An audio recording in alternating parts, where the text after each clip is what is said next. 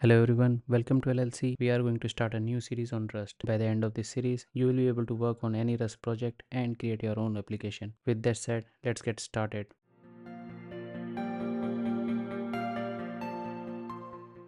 So as you can see on your screen, I have written down few requirements and a simple diagram over here of what we are going to do. As you can see, we have our local system over here and we need to install Rust on our local system. For those who have already installed Rust in their local system, they can simply skip this step, and for those who haven't, I will heavily recommend you to go get started page on the Rust. As you can see on your screen, I will put those in description also. These documentation pages create a set of instructions that you can follow to create a basic simple application in Rust. We will also follow these, and there is a simple command over here to install Rust in your system. So you can copy this, head over to terminal, go to the home directory and just paste this command and hit enter. The reason I am not doing this because I have already installed Rust in my system, but you guys have to paste this command and hit enter. And after a successful installation, you will receive these things. The first one is cargo. So cargo is a package manager for Rust. Whenever you need to add dependency or you need to build the project, create the project or run the project, you're gonna need this command, right? Let's follow this command. So in order to build, we will use cargo build, but for now we will create a new project using cargo new command.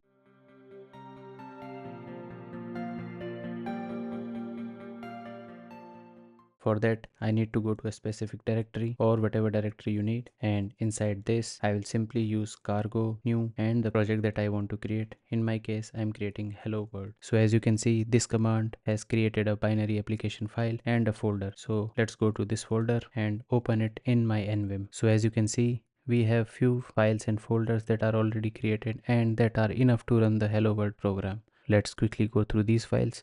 So we have a cargo.toml file. Now this file will have the details about this project and a dependency attribute you can see over here. Now whenever we add a dependency in our Rust project, it gets listed over here.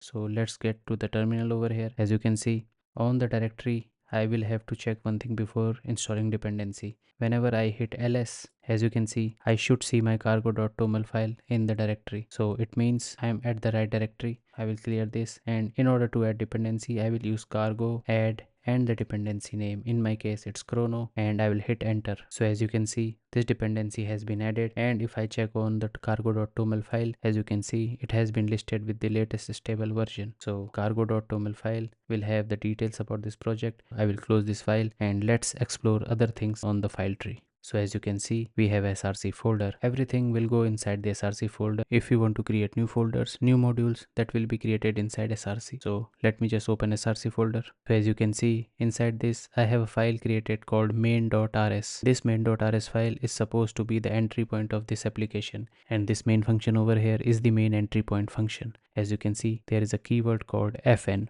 Fn is used to define a function in Rust, and this function is named as main. Now main function should be there in the entry file. Without this, the program simply won't compile. The next thing you can see on the screen is println. This println keyword has a special character called exclamation mark over here. Any keywords that end with exclamation mark and a method syntax is a macro. So there is a difference between a function and a macro. And this println macro is used to print this hello world text on the terminal. Now let's head over to the next command, that is cargo build and cargo run.